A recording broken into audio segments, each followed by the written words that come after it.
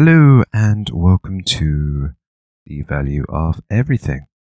Now, we are going to explore a very big, deep question that I believe everyone will contemplate at some stage in their lives. And that is the question of, should I have, or should I have children? I was trying to think of something a little bit better than that. Or is there any point of having children? I guess there's another word of having that kind of contemplation, but yeah, just I guess people get into a stage of their lives and they think, maybe the single life isn't quite as appealing as it all seems to be. Hedonism isn't really the root of pure bliss, and maybe I need to commit myself to a marriage for a long-term commitment to raise a child in a stable, loving family and make an incredible amount of self-sacrifices to let this child come out and flourish. So, incredibly important decision. I don't think really a lot of people, I think I definitely did contemplate this decision quite a lot, but when I speak to other people and I talk about my reasoning, it doesn't really seem to hit the cash register that much as to all the profound amounts of preparedness and patience which is going to be absorbed in this time where you have children. Now, how would I approach this question if I was about to have children? Now, just before I start, I'll let you know my situation. I have a child and a wife, and we have a child which is about 2.5 years old, and we haven't really had too much of a family support structure around us. We have got a fairly decent friend structure around us, so we've really been doing it all on our own, and at times it has tested our patience quite incredibly. Now, I didn't probably quite estimate that it was going to test my patience to that extent, because nobody really starts to decide to have a week's worth of sleepless nights and then tries to do something under the screaming of a child or something like that. So nobody really knows exactly how they can handle situations when they're under immense amounts of, let's say, the word stress. So it's kind of interesting in that circumstance. So let's just come back to the original question. So should I have any children? Now, I guess there's a number of approaches that you can make upon this. There is one little part which, I guess is probably a little bit irrelevant because you are your own person, but if you really was very self-proud of your genetic heritage, which I'm sure there's probably some evil people and there's some very good people in your genetic heritage to make up who you are, which goes back all the way to a single cell molecular structure. Obviously, what you could contemplate from that perspective, you could say, okay, well, all throughout time of the creation of the human being, there's been this continuous struggle for survival.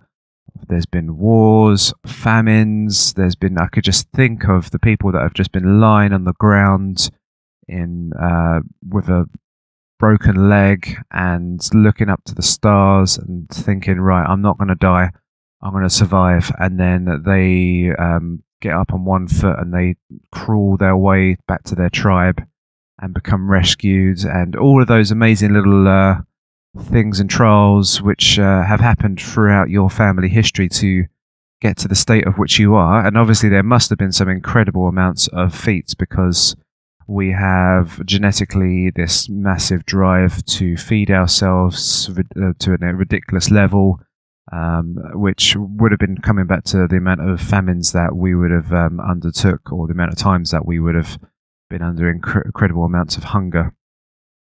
So we have genetically built up a way to stock up an incredible amounts of food.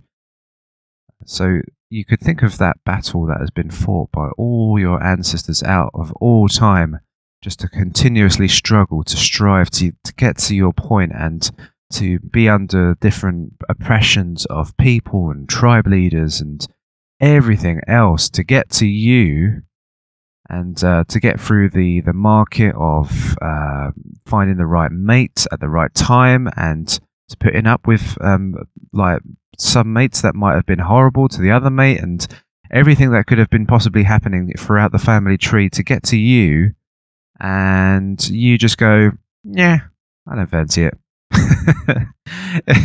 It's a kind of like, oh, you, all your ancestors above you going, why have I come to this? It's come to this point of intelligence, and then this intelligence goes, yeah, well, it's probably not really worth it then. And then, hey ho, that genetic line is destroyed. Now, obviously, you've probably got brothers and siblings and cousins, so the genetic code probably gets passed on in some degree, in some way. But let's say in this example, genetic codes change because of environments, and I would say there's epigenetics as well, of what you can put yourself into. And then I would say there's probably something even beyond epigenetics, where epigenetics is where a certain environmental factor will change the outcome of how your genetic programming is. So whether you'll be more violently prone if you become in a more of a violent household, or if you're like quite friendly prone if you just get raised in a normal family, or like kind of a kind family. There is a warrior gene in certain people, and that switch can be flicked on and flicked off. And then I would say there's another element of the conscious mind being in control of one's body, so and life. So once you have a certain level of self-empowerment, and you're not taken up with dogmas and social pressures, and you really seek your own happiness and sustainability in a very good way, which is really good to you, then I would say that there's probably something in the genetic program, in the structure that is changing in you, which you potentially is passing down in your genes as well. So it's an interesting model, and to think of that in that respect. Let's just say that you do have the child. Well, you are incredibly knowledgeable as to that person's genetic structure. You exactly know. I know exactly my son's strength. He does actually have quite a hefty amount of strength for a little boy. He does eat an incredible amount of food for a little boy as well. But I know the way I do obviously have an incredible amount of understanding, because genetically I am half of him anyway. And there is a certain level of connection there. And with a certain amount of knowledge, we can raise our children in the correct manner and the correct way of seeking for self-excellence and to become good and virtuous, so that I can really push my genetic quality in a certain direction, which is going to provide a fairly decent amount of goodness to the world.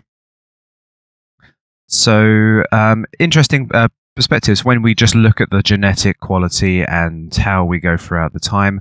I guess if you do have fertility issues, there is a little bit more of a question as to how you can manage that genetic programming, because you're not quite the same as that. Obviously, you are still a human being, but there's just that little added extra of knowledge in terms of how things work. I don't know. Is this very silly little things like how I can pick up my son. I can use it. I know the certain degrees of strength to use with him.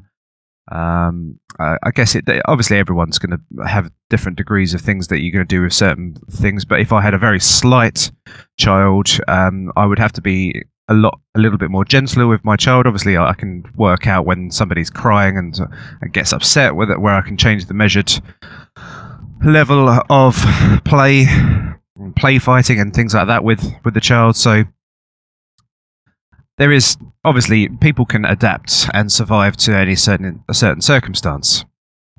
So yeah, just think of it and contemplate in the terms of family tree. Now, I don't think you should really be following as to what you do in your life just because of a load of self-sacrifice in your history that has occurred to lead to your point, but it's definitely just something to contemplate. It's nothing that should really guide you, but it's an interesting factor. And all of these people that are genetically pretty much very similar to you have decided to go on that path. I guess they possibly may have not been as conscious as you in the past, but even so, it's an interesting point and perspective to take on before you just do decide to say, yeah. Maybe not. Now,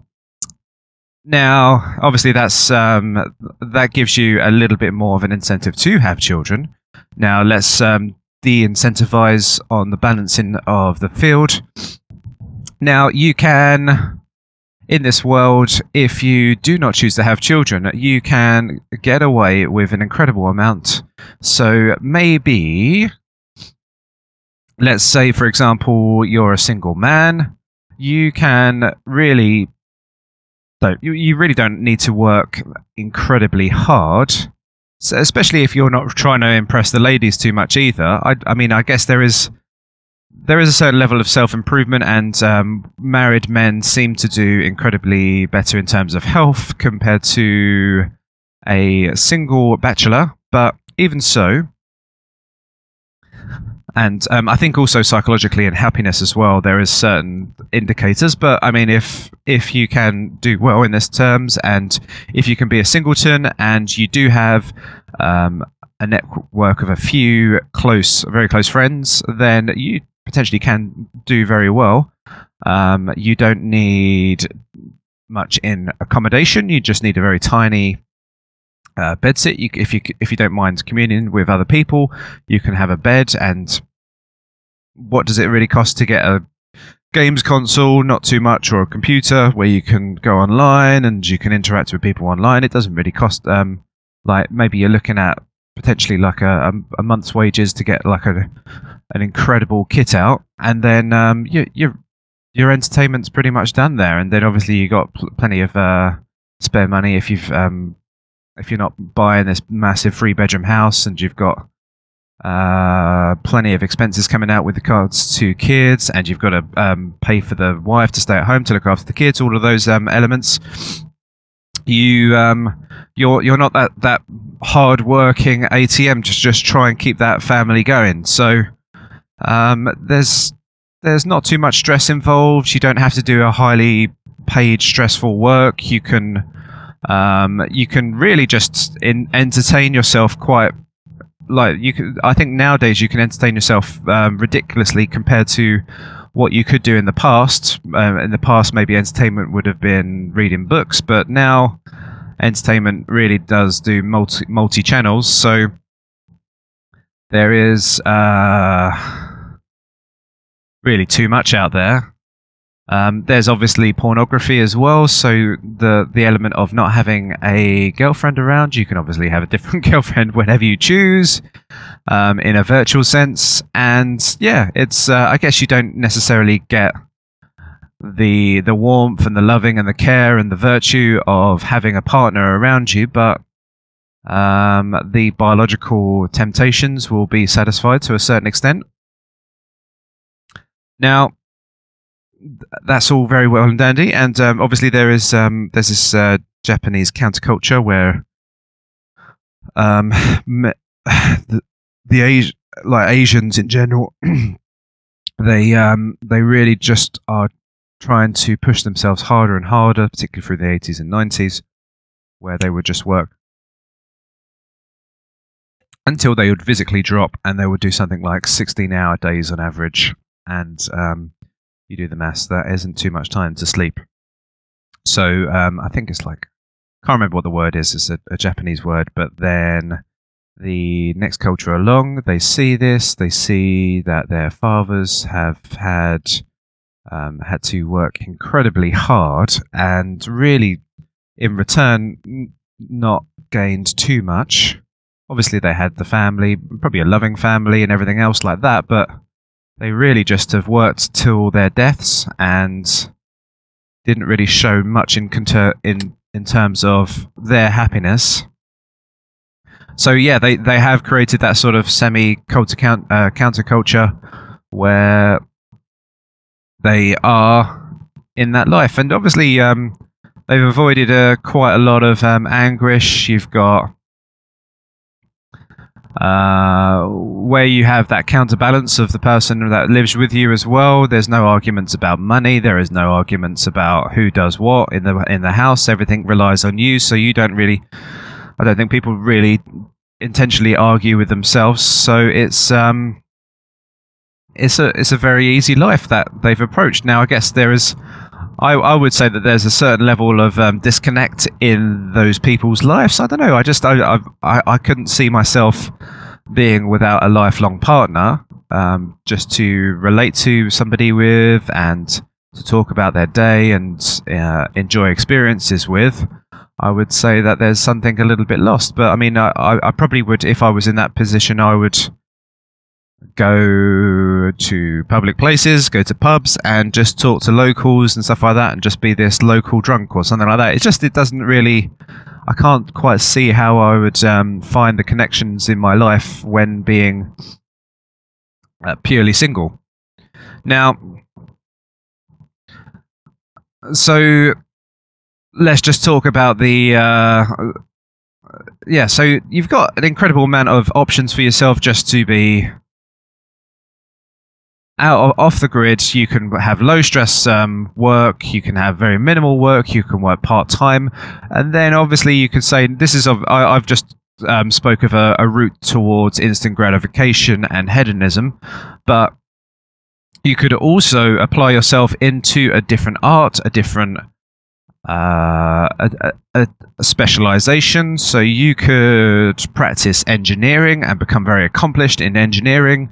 You could become good at science. You could become good at philosophy. You could do a number of tasks whilst you having all of this spare time. So if you've got all of this time and energy that you can apply yourself to, because looking after your family will take up an incredible amount of time, then there is something in personal excellence that you can apply. So you may say, okay, well, you could say to yourself, well, maybe my genetic potency, maybe in this timeline, I probably have the best chance to create the greatest good, and the only way that I can possibly do it is not to focus my attentions on this as well as a family, but to be solely determined to get this thing done. So maybe you have decided to put forward a movement of peace and prosperity for everybody else, and you are putting 100% of your time and efforts into this focus to change mankind for the better. Now, if that is if that is that way you're doing, then you could say, well, I have affected the world in the greatest manner, more so than me focusing my energies on just one person. I have focused my energies on the world, and I have created the greatest good. So there is a certain level of those people that have happened in the past that have chosen to have not to have children. But I do think in some ways as well that there is a certain degree of experience that that life brings, and through certain experiences, I think there is a slightly unlived life. So if you haven't experienced the struggle and the survival of having a family and growing a family, it's you haven't had a well-lived life. So maybe certain perspectives of you trying to provide a certain level of excellence in the world may be dampened. So that's just a little perspective just to take in terms of your pursuits, but you may have had a slightly unlived life. Now, obviously, okay, people could say, yeah, well, I was raised in a family, I know what it's like, but it's very interesting to take from one perspective of being the child to the next perspective of being the adult. Everything is switched around, and then the responsibility is turned back on you to be the good person in the situations. Now, so we've explored those elements, and then let's just approach just the grind of having children. Now, you have a number of quite interesting circumstances. I'm just going to give a slight bit more of a man's perspective. So I guess there is a lot more. There's plenty more stresses which occur on the woman's side. But from just a man's perspective, you could say that you agree to have a child. Maybe you're in marriage, maybe you're out of marriage. But obviously, if you've agreed to have a child, then you have really agreed to commit to that person for the remainder of your life. Now, it really in that sort of bonding, the woman really needs to pick the most committed man, the man that's not going to run on her as soon as things turn to shit. So it's an important and stressful moment because there's an incredible degree of trust that has to occur at this stage.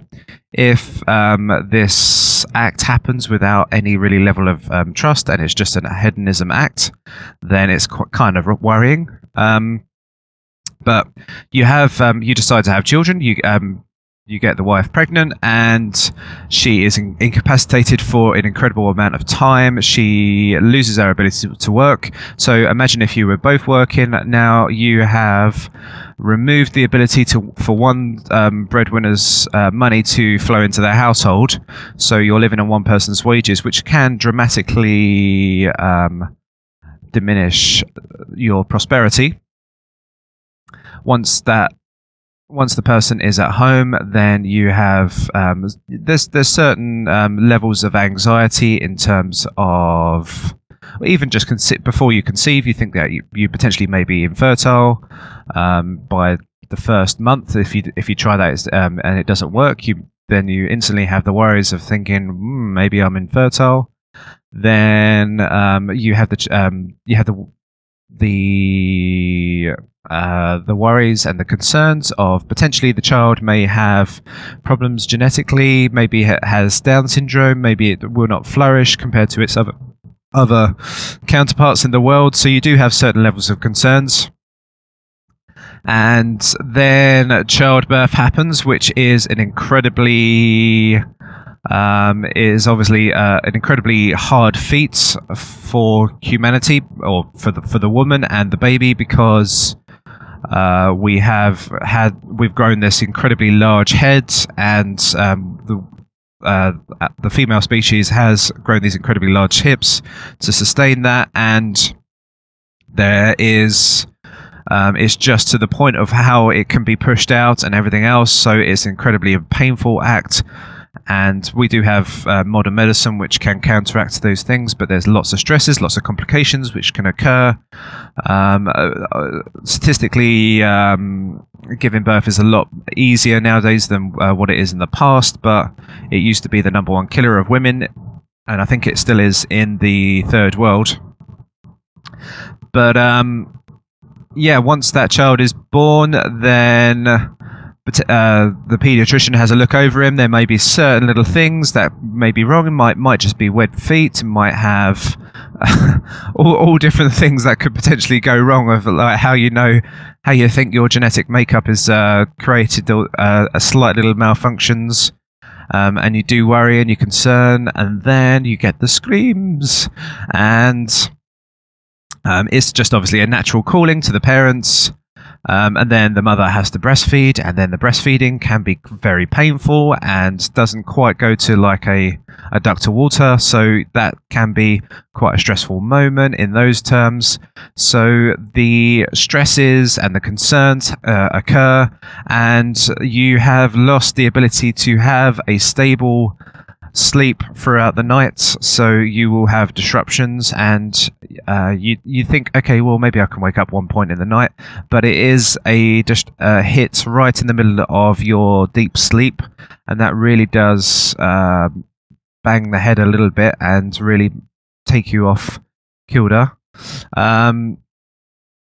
So yeah, you have those elements, and maybe you're off for the first couple of weeks while the child is at home, but then you have to return back to work, and then you will notice the incredible amount of workload which has been put on to both of you, where one has to work and one has to manage a child and keep themselves entertained and socially out, so that they don't get trapped indoors. So there is an incredible amounts of things which are occurring here. And you've got work, and I guess in some ways, like obviously you've got the blessing of having a child and this amazing thing that you can look at and interact with, but there isn't really much in the way of obviously interaction until you get smiles, and then things really start to ease up from that point, and there is more interaction and more enjoyment between the two of you until you're playing funny little games, running around the house, chasing after each other and stuff like that. But it is at first, obviously, a mountain to climb, and then once you get around about the 2-year age, things do get incredibly easier and better. And I think there is there are obviously little struggles, and there's moral questions that get asked in the early points. A child will try and set certain boundaries, and you have to work out the correct moral standings. If you have children, I recommend reading everything you can about morality, because that will put you in a very good stead when raising a child. And yeah, it is a lot of work. And I would always say, in terms of somebody having children, if you are particularly, let's say, impatient and a little bit self-centered and not mature in those fields of excellence and virtue, then there is definitely a question of whether you are not prepared to have these children or not, or have children or not. So, because the testing of your patience is going to be incredible, you have to contain one's emotions in certain situations, to get up when you're incredibly tired, and pick up your child and calm it down, and all manner of things that you'll be tested to the highest levels of your virtues. Now, if you live in a world of plenty of self-gratification, you are going to get a very rude awakening, because the world isn't centered around you, and it's all upon another soul.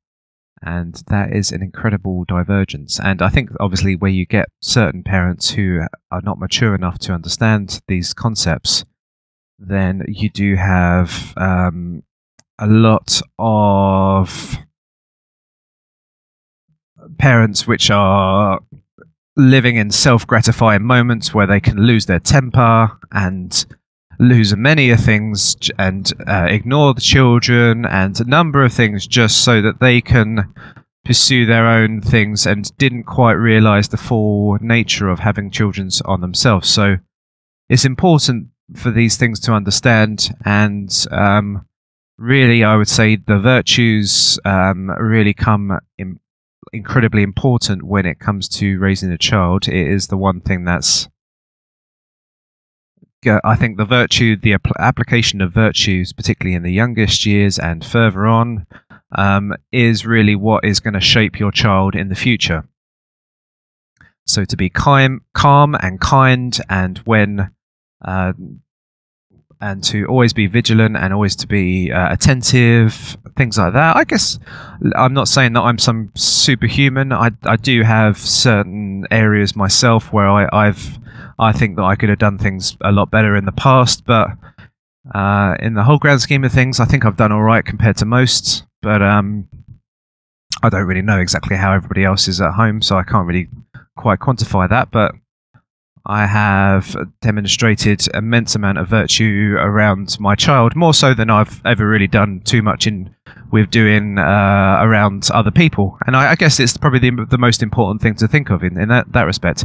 If you're going to really apply virtue to anybody in the world, it would be your child more so than anyone else. So yeah, there's those elements. So,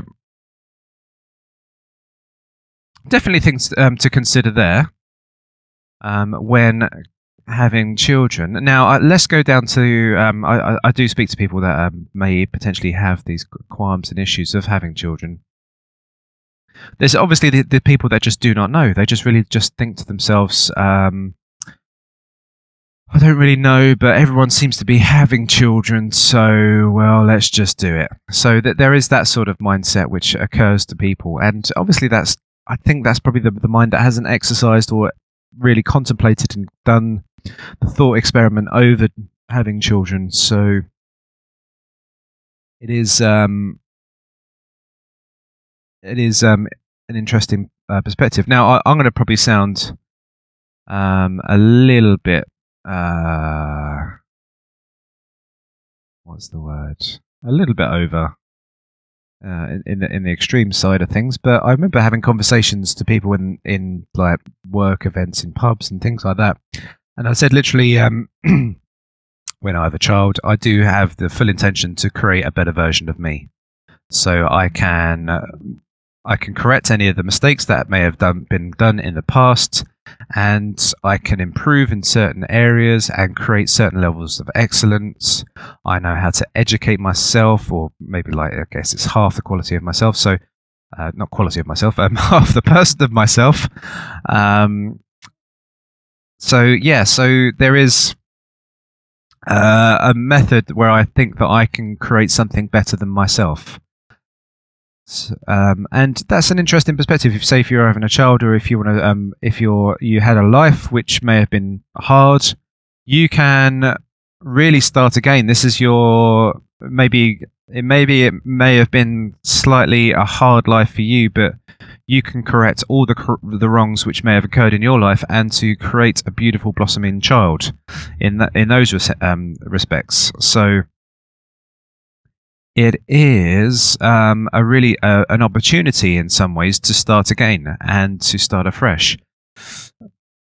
I remember one thing also that my dad mentioned to me is that he says that a little piece of him is now in this world, and maybe will remain there for quite some time. So he has left his mark in some certain way on me, and he remains in certain thought processes in my mind and things like that. So a little part of him has reflected in me, and that his little marker on the world. I don't know. I really think that's a proud, self-priding sort of remark in some ways. I don't think it's necessarily like a valid, good argument in a virtuous sort of sense. But I guess if you're into your self-interest, which really is the method of how we get to our virtues, that is a point to start with. So yeah, we have this struggle, we have this incredible amount of patience that we need to apply to ourselves. So you do contemplate whether having these children is worth it or not. To mention, I did sort of brush over with the people that live in the bedsits and stuff like that you do have a lot of financial obligations when you do have children. You've got more mouths to feed, and I've already realised my child eats probably as well as a adult female now, which is incredible for a 2.5-year-old. Now, in terms of the life that you may structure for yourself, the more and more the children arrive, and obviously there's a certain level of how much you can afford. Obviously, if you're a multi-millionaire, then there's plenty of things that you can afford, but you can definitely contemplate that. If, let's just say that you're the average family of 2.5-ish workers, once you have the first child, then you could contemplate that you won't be going on holiday every year, but maybe you'll be able to save up for a holiday every other year, and you may be able to go locally or nationally for a week or so, or something like that. So you potentially can go away every year, but there's going to be certain restrictions, and you can possibly go on some fairly decent holidays in the future. Once you get to 2 children, obviously you've got to think about the airfares. You're really like mounting up the expenses there. So your personal experiences with your family is getting a little bit more restricted. If you're doing this big international flight to Disney World or somewhere else, that the 2-child ticket compared to the 1-child ticket, you have to buy individual seats for each one, really starts to mount up quite incredibly. I think there is a certain level of a measure where you get to a 4-person family, so husband and wife and 2 children. There is a certain level of sustainability there in terms of getting a 3-bedroom house, getting a 5-seat car.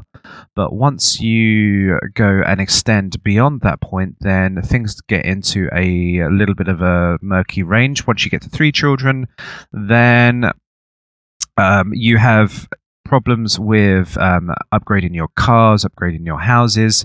You get into this higher echelon of expense, and that really does dampen down your ability to do these incredible trips to different parts of the world, to theme parks. All of those kind of things is going to be incredibly diminished, and you will be with your family more so than gallivanting around the world and sharing interesting experiences. So there is a certain balance, and there is a counteraction of the more children that you have, the more it's going to restrict the level of experiences that you may have with each other. Now, there's obviously you can go out camping, and there's all these fairly cheap activities that you can still go on holiday with your family and things like that. And it was to say that going to Disney World, you can still have plenty of fun in a campsite where you can invent your own games rather than people inventing your certain rides for you. So it's not necessarily all about the materialism which makes life go round. So just that there is that thing to consider. I had a really good thought and it's just disappeared from me. Why?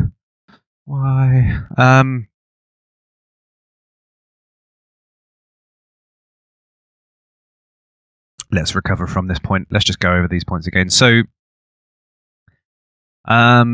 yeah, so where we have, and I might be able to find the point that I was trying to get to. So as we increase the family, there is a ratio which is self-limiting. Boom, I've got it. So the purpose of having children throughout time. So let me just talk about that one. So in the past and in today, children have become opposite measures, and I think children are going to change over again very shortly, but let me just explain what I mean. So in the past, say we were living on the land, we live in as farmers. If I had 3 children, these 3 children would be very useful to me from probably the age of about 4 to help me around the farm, and they would be working capital to help me improve the farm, extend the farm, and to get a greater yield of crops. So instantly those children are helping me around. And say if I was in a business, and let's say the government wasn't involved in schooling and things like that, you do have children being immense amount of assets to you. Now that does still occur in more so the third worlds, but it doesn't necessarily happen nowadays in the age of the Western world. Now, just to explore that that method a little bit more now. What we have is we have generations which had, let's just say, somebody that was born in the 1950s.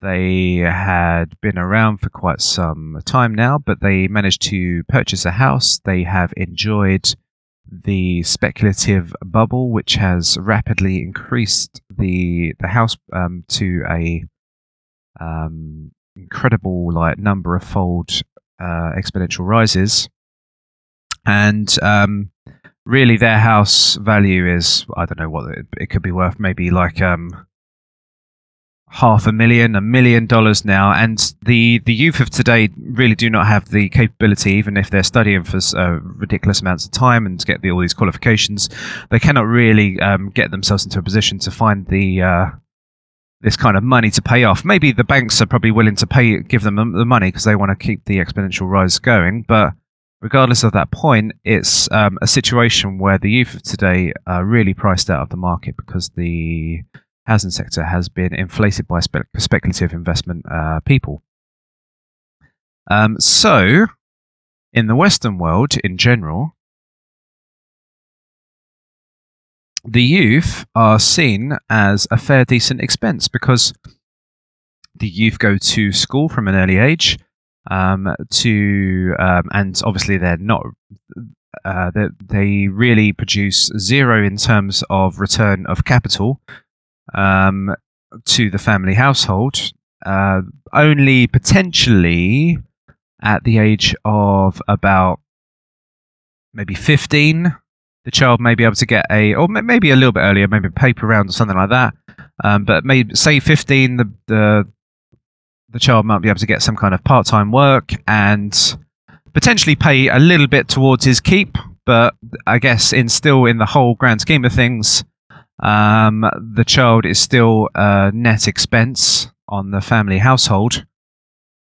So I think what we have is we have incredible problems where these children are still are stuck in the family household, and you still have children that are still stuck in the family household to the ages of 30 to 40. There's all these people that are still stuck in the family household, and they cannot get out because they're so priced out of the market.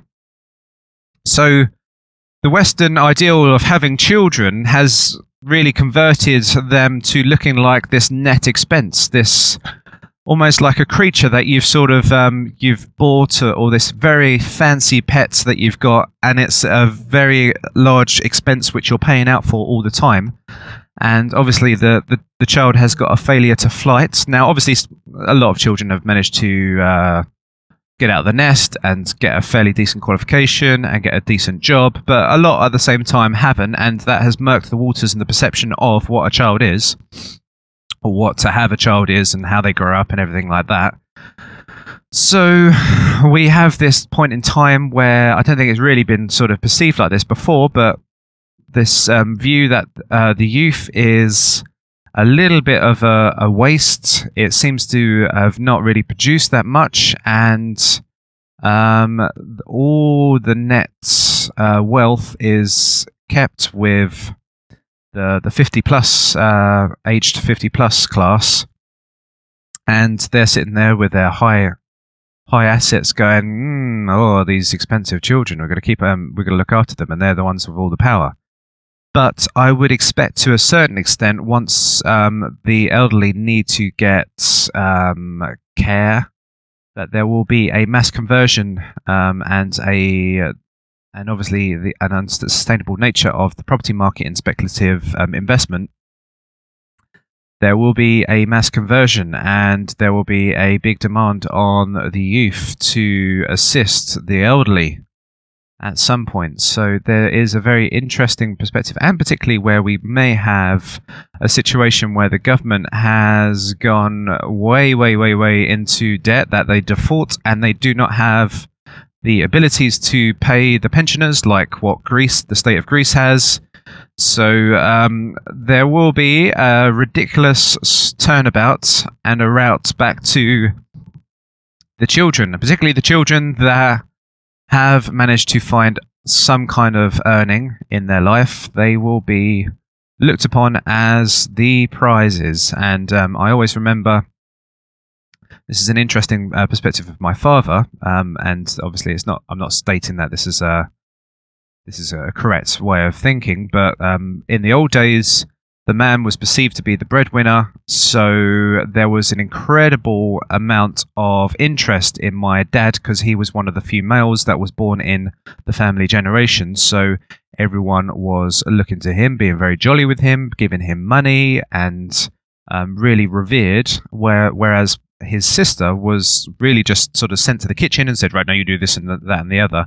I guess they didn't really contemplate that we would become a little bit more of a balanced, we have a little bit more of a balanced earning potential in the future. But at the time, there was a big revere of children, particularly the breadwinners, and they were incredibly looked after by the families. But nowadays, obviously, you get this little slightly perception of, oh, this is my ball and chain. I've got to pay out the expenses and things like that. And I don't really necessarily see like that. I found it quite funny how the other night my son sort of ate quite a decent amount of food. But I think, oh well, he's growing. He's going to be a big boy and stuff like that. But yeah, it's. I don't see it. It is my child, and it's not really something that I'm. What's the word? It's not like I'm going to go, oh God, the child, and then like that. It is my choice, and I cannot ever sort of turn to looking at, oh, my children are costing me so much money. It's all my choice, and it's all my enjoyment, really, more than anything else. And I definitely would say, out of if I could return all the sleepless nights and all the expense and everything like that, not to have the child again, there is no way on heaven and earth that I would return any of that. So there's just another interesting perspective there for you. I think I've been caught up in a little bit of a traffic jam, so that's why my podcast has extended quite a long time. I'm used to just doing the hour. I think my brain is only capable of monologuing for about an hour, and then it starts to descend into chaos. Now, let me see if I can explore any more thoughts on this subject matter of having children. Now, I just like to mention just beforehand, I was come downstairs, getting my coffee ready, and I was trying to think of an idea, and I was going to go through my show notes, but then I just remembered the song by the Smiths, and there's a line by Morrissey where it says, "Is there any point of having children? Oh, I don't know." And that really sort of inspired me to this podcast. It's funny how that little song just sort of buried a incredible thought into my mind, and I think it even probably when I listened to that song, it definitely did sort of inspire the thoughts and get the brain ticking over as to the purpose and the worth and the value of having children. Now, I can obviously mention that to you as well. This is a valid point. So if you do not have children, like loving children in the world, and you are reaching your old age, this is where you may have certain complications in your life. Now, if you start, there's obviously a lot of issues that can go wrong when you become older and older. You might have dementia, you might have disabilities and walking problems and stuff like that. So it is generally quite wise to be very close to your children. But if you do not choose to have children, then really there is a certain level of, you need a certain amount of savings and life savings and investments so that you can get the adequate care that you require in the future. Just an insurance policy, obviously, and just general parents in normal who don't have children have to do this anyway. But some people just rely on the government, which I would always say is a little bit concerning. But you do have your own responsibility to provide for your own care. And particularly if you don't have children, obviously it'll be quite wrong for you to just say, okay, I depend on my child just to look after me now. But especially when you are on your own and you don't have all your faculties, you do need to have that incredible amount of wealth just to ensure that you are getting the best lifestyle when you retire. Now, that may mean that you do have to work a little bit harder just to get yourself a nice, decent saving level just before you retire. But and it will also mean that you don't have the big 5-bedroom house. You may have been renting all of your life and things like that. So there will be a certain inclination of you having savings. Now, you will have incredible ability to save money compared to when you were, say, if you were in a family. There is a counterbalancing act in this, though, because if you was a singleton, you would probably have an incredible. There's always this countermeasure that always gets put in place. You would obviously be used to a very high level of living. So now, say if you weren't really like living part time and you was living in a bedsit. So if you did just have that decent job and you was a singleton, you would be renting these lavish, very close to workplace city location places, and you would be enjoying a fairly decent life of living in the city, going to the expensive restaurants, going to on expensive holidays. So you would have a fairly a hell of a lot of outgoings. So it probably does dampen your ability to be much of a saver. Obviously, you do have the time and stuff like that, but I guess when you are put into a circumstance where you have children, you do need to have a certain level of budgetary controls because you have somebody that is interdependent on you, and if you do not have enough food to sustain your family, that is an incredibly dangerous situation to be in. You have to extend and request charity from other friends and family and things like that. So it is an interesting model when you are a singleton that you may have to you may have a worrying concern in terms of how you have to save your money and do a little bit more holding back for the future, whereas the family man, maybe he's put a bigger investment into his children, and there may be, obviously, he might be able to reap a certain amount of reward. Say if you do happen to have a child and he turns out to be Steve Jobs, obviously that guy is going to look after you fairly decently, but obviously I know if he's going to have children himself, he's probably going to have to ask help and request certain levels of assistance from you. All goes back and forth, but obviously to have a decent mind that is watching your back when you're elderly and you require care is very important. And if you do not have that, then obviously you need to have sufficient savings. And if you have had a life which has been, we have had plenty of disposable income, and you now have to spend a lot of time saving, that can be an interesting turn of events for you. So, and obviously, yeah, you potentially, I guess there's this thing where you like, this is always a little bit of a danger for me anyway, but I think maybe it's culture or maybe it's certain things that happen in life, but we have little images in our minds of how things should be. So a girl might think that she's going to have this beautiful white wedding, and when you're old, you might think that you might have this big garden family party and everyone's there and you might have a really good time. There's all these little images that you have in your mind, and they may not come to fruition, which is it can be a little bit disappointing to some people. And I guess one of the obstacles that I struggle with in my life is that I don't have the 3-bedroom house. I have just a flat with a child and a wife, and I rent. So it's not quite the sort of the ideal of the 3-bedroom house and the white picket fence and talking over the back garden to the neighbour. And having garden parties.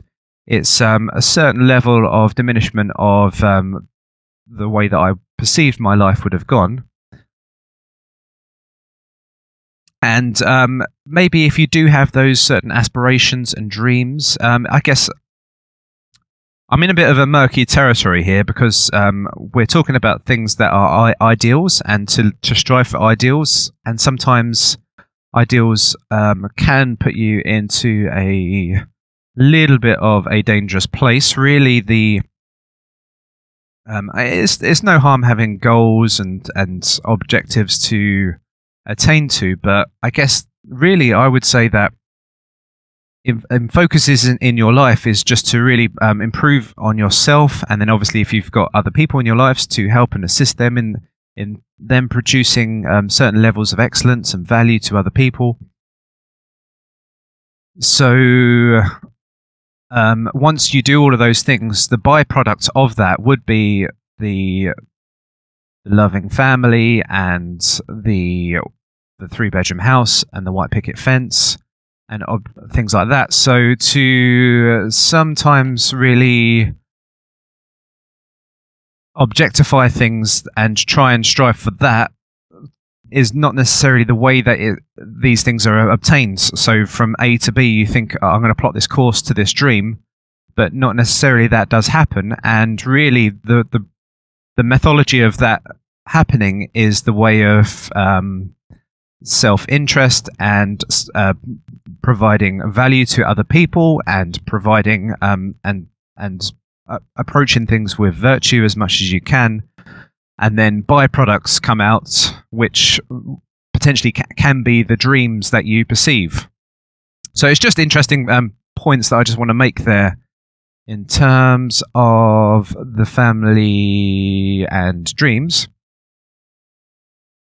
And yeah, if you're thinking to pursue the life where you're going to experience a lot of life experiences and be a single person without a family, just remember that certain dreams may be scuppered. But I guess there's that feeling, that sort of like a little bit of a choker, hard to swallow sort of scenario. Yeah, I know that's not going to happen in the future, but you've just got to be measured in your ideals, that you know that you're going to really enjoy the life that you're living in the present, but there may be just certain elements that may be missing in the future. And I guess when the person, and so obviously that is more so, let's not say instant gratification, but it's a little bit more pleasure in the moment and a little bit less pleasure in the later periods of your life, maybe. But maybe you lived a full life which has approached things in complete goodness, so that things wasn't a total waste of time. But then also you could say, okay, the family life that you could choose, that may have been a lot of struggling and a lot of self-sacrifice in the start, but then in the end you've got the big family garden party and you're there and everyone's making speeches and it's all great, a great lot of fun. And you've got a big family around you on your deathbed and all of these like little dreams, but I guess a lot of those things don't manifest. But if you did all of that and you didn't apply virtue and goodness in your life, then you may have a family that is all fallen apart and nobody speaks to you, and you have had a lot of expense and you're sulking in solitary in this bedsit that you may have been living in the past, where you could have had this quite pleasurable life. So here we blend and merge over to both sides of the fence. I guess to summarize everything, it really doesn't matter which pursuit that gets applied here. I would say obviously, well, the point is the virtue element of how you're applying your life, and how much goodness you are producing in this world. And it's a method of whether you can really concentrate the goodness into one person and then let them come out in the world and flourish and touch upon other lives, or you can spread goodness to the world, to the masses, and then flourish, or you can do a bit of both, and you can have the family and spread the goodness to everybody else and the child and la la la. So there is it's really it's about your determined capacity to do things and your ability to restrict your self-gratification nature and really get a control of your life. So so thanks for taking the time to listen to me there. There's probably plenty of other ideas which we can apply to the theory of having children. If you've got any other ideas, please share your comments with me. I really am interested to see how other people perceive things. And we shall